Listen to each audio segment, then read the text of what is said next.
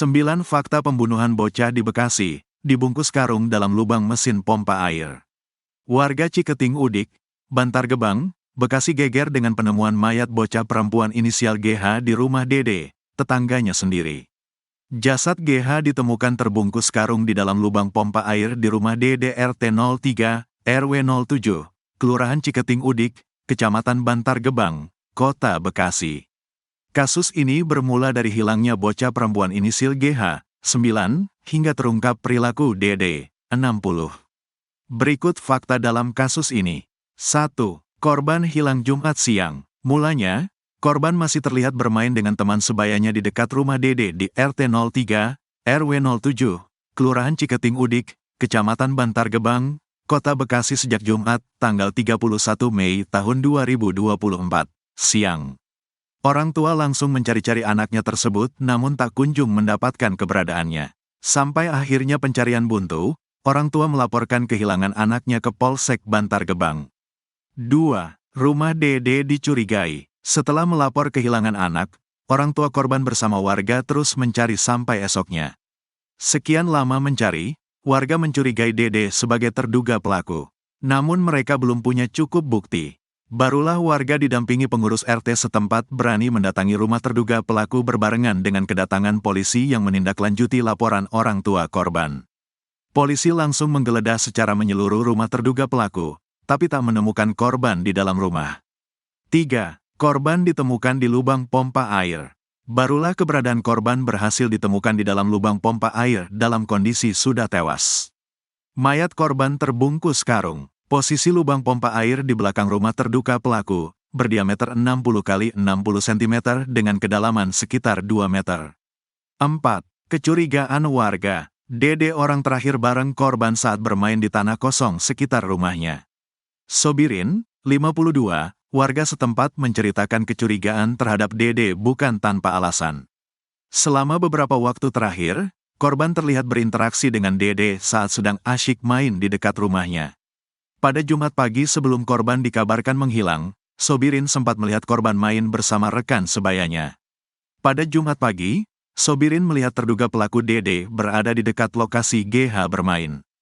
Berbekal petunjuk Sobirin, warga pada Sabtu sore sempat menggerebek rumah Dede untuk mencari keberadaan korban. Saat penggerebekan pertama, warga belum menemukan tanda-tanda korban di dalam rumah terduga pelaku sampai akhirnya polisi datang. 5. Pelaku merasa tak bersalah. Pelaku seolah tak memiliki rasa bersalah dan hanya diam saat diinterogasi oleh petugas kepolisian. Polisi langsung membawa terduga pelaku ke Polres Metro Bekasi Kota, sementara mayat korban dievakuasi ke Rumah Sakit Polri Kramat Jati, Jakarta. 6. Pelaku sosok tertutup. Warga sekitar memastikan Dede menempati rumah itu sejak 2002 silam.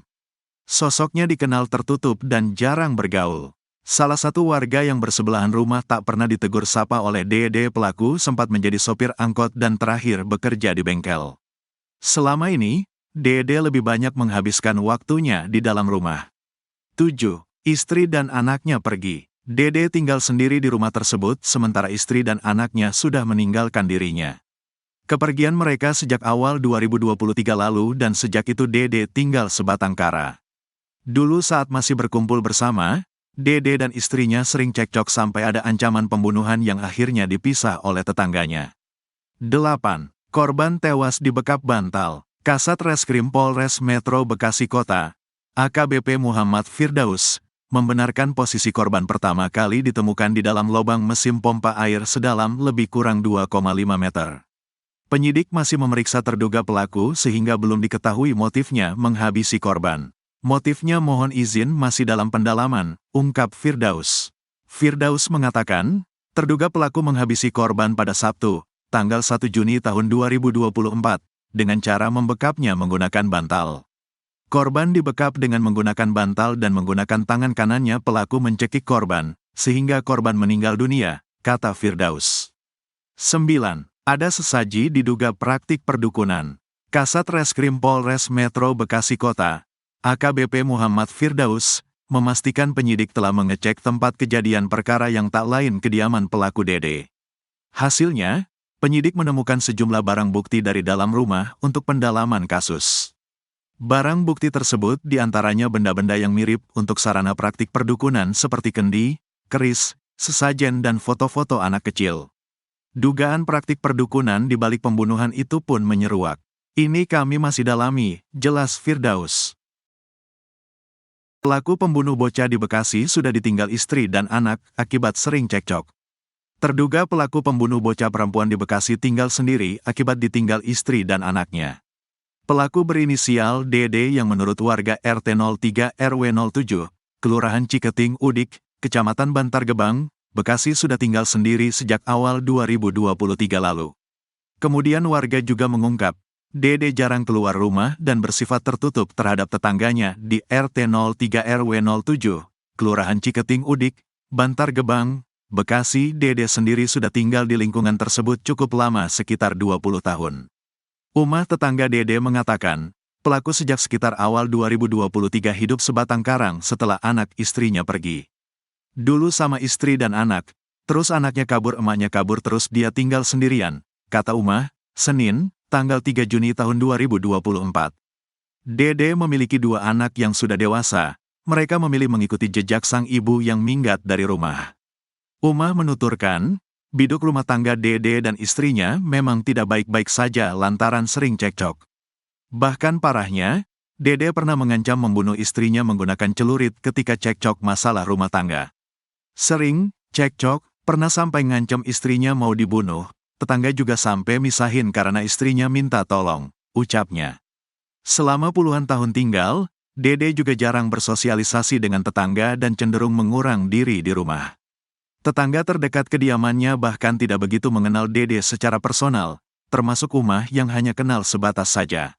Enggak pernah keluar di dalam aja, kalau habis dari luar pulang langsung masuk aja, jelas dia. Saking tidak akrab dengan tetangga, latar belakang pekerjaan Dede pun tak banyak yang tahu persis. Umah mengaku, pernah mendengar informasi terkait Dede yang bekerja sebagai sopir angkot dan montir panggilan. Tetapi belakangan ini, Dede lebih sering di rumah ketimbang keluar bekerja atau semacamnya. Bilangnya mah bengkel montir panggilan kalau ada yang manggil, kalau enggak ada yang manggil nganggur di rumah, jelas dia. Kasat Reskrim Polres Bekasi Kota, AKBP Muhammad Firdaus mengatakan, pihaknya telah melakukan olah tempat kejadian perkara, TKP, kediaman pelaku berinisial DD. Sementara ini dugaannya bocah perempuan tersebut meninggal karena dibunuh DD lalu dimasukkan dalam lubang mesin pompa air. Hal itu setelah dilakukan TKP di lokasi rumah tempat korban GH ditemukan. Kami sedang melakukan cek ulang TKP yang mana TKP ini merupakan rumah pelaku, kata Firdaus, Minggu, tanggal 2 Juni tahun 2024. Firdaus mengatakan, korban diduga dibunuh pada Sabtu, tanggal 1 Juni tahun 2024, dengan cara dibekap menggunakan bantal. Keesokan harinya, orang tua bersama warga melihat gelagat mencurigakan di kediaman pelaku hingga dilakukan penggerebekan pada Minggu, tanggal 2 Juni tahun 2024. Korban dibekap dengan menggunakan bantal dan menggunakan tangan kanannya pelaku mencekik korban, sehingga korban meninggal dunia, kata Firdaus.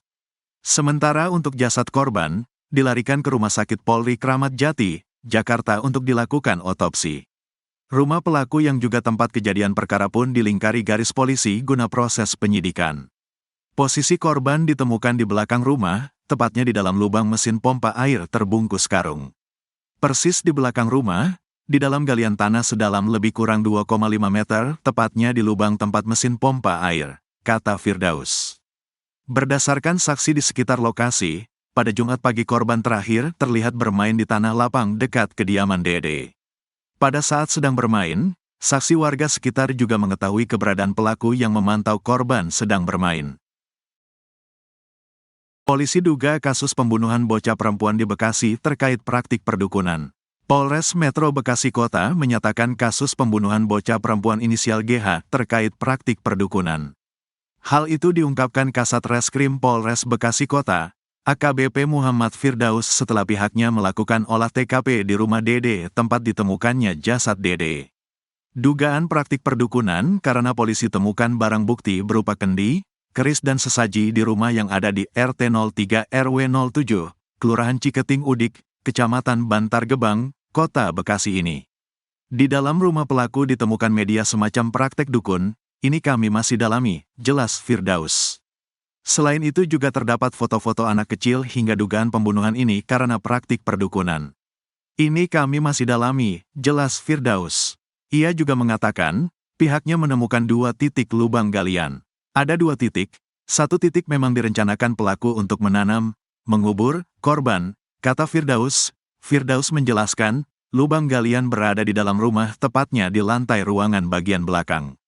1 lubang masih dalam keadaan utuh, belum ditutup rapat sementara 1 lubang lagi sudah tertutup semen.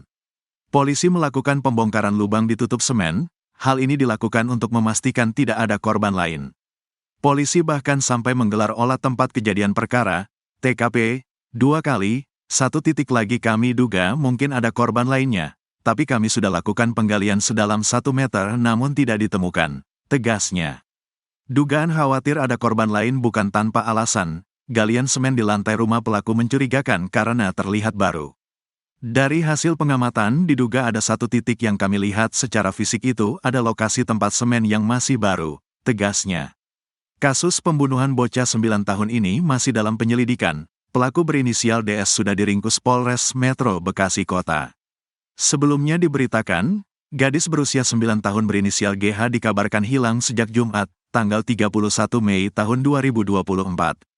Keluarga didampingi warga dan pengurus RT melakukan pencarian, lalu mengerebek kediaman pelaku dan berhasil menemukan korban pada Minggu, tanggal 2 Juni tahun 2024, dini hari. Posisi korban ditemukan di bagian belakang rumah, tepatnya di dalam lubang mesin pompa air terbungkus karung. Warga Bantar Gebang, Kota Bekasi, digegerkan dengan penemuan mayat bocah terbungkus karung di sebuah lubang mesin pompa air. Bocah tersebut berinisial GH, 9 tahun, yang ditemukan di dalam lubang berukuran 60 x 60 cm dengan kedalaman sekitar 2 meter. Lubang mesin pompa air itu berada di belakang rumah milik warga bernama Didi alias DS, 61 tahun. Didi pun diduga sebagai pelaku pembunuhan terhadap bocah tersebut. Lantas, siapakah sosok Didi? Dilansir dari Tribun Jakarta, Didi adalah warga RT 03 RW 07, Kelurahan Ciketing Udik, Kecamatan Bantar Gebang, Kota Bekasi, Jawa Barat. Di rumahnya, ditemukan berbagai barang-barang yang berkaitan dengan praktik perdukunan. Oleh karenanya, Didi diduga adalah seorang dukun. Di kalangan tetangga, Didi dikenal sebagai sosok yang tertutup dan jarang bersosialisasi. Warga setempat, Umah mengatakan, Didi jarang sekali keluar rumah. Enggak pernah keluar di dalam terus, rumahnya aja depannya gak pakai lampu kayak rumah kosong, kata Umah. Umah mengaku tidak mengetahui secara pasti pekerjaan Didi secara pasti. Udah lama puluhan tahun tinggal di sini, enggak kerja setahu saya di rumah terus keseringan cuman jarang keluar, jelasnya. Berdasarkan informasi, kata Umah, Didi sempat bekerja sebagai montir panggilan. Tetapi, Didi jarang mendapatkan panggilan belakang ini. Umah menerangkan, rumah yang menjadi tempat tinggal sekaligus tempat kejadian perkara, TKP, pembunuhan itu adalah milik Didi pribadi. Saat awal menempati rumah itu, Didi tinggal bersama istri dan kedua anaknya. Tetapi, belakangan Didi hidup sebatang kara sejak istri dan anaknya memilih untuk keluar rumah karena seringnya cekcok masalah rumah tangga. Polsek, tim dari unit reskrim Polsek Bantar Gebang telah mengamankan pelaku dan juga mengamankan korban. Nah, saat ini korban sedang dilakukan otopsi di Rumah Sakit Polri. Lokasi penemuan korban, Pak? Lokasi penemuan korban persis di belakang rumah, di dalam galian tanah sedalam lebih kurang 2,5 meter. Di lubang mesin pompa air? Iya benar, tepatnya di lubang tempat mesin pompa air. Korban terbungkus karung, Pak? Iya benar, korban dalam kondisi terbungkus karung, yang karung ukuran 50 kg. Posisinya setengah telanjang atau gimana? Posisinya pada saat itu pakai baju dan celana. Ya. Ada luka terbuka gitu, Dan? Ini masih dilakukan otopsi terhadap korban, mohon waktunya. Oke. Terungkap, temuan jasad bocah perempuan berusia 9 tahun terbungkus karung di Bekasi mirip kasus serial killer Wawon CS yang menggemparkan publik. Diketahui, bocah berinisial GH itu ditemukan tak bernyawa pada lubang mesin air rumah Didik Setiawan alias DS, 61 tahun, di Ciketing Udik, Bantar Gebang, Kota Bekasi, Jawa Barat, Minggu, 2 Juni 2024. Polisi telah menggelar olah tempat kejadian perkara, TKP, di rumah Didik Setiawan.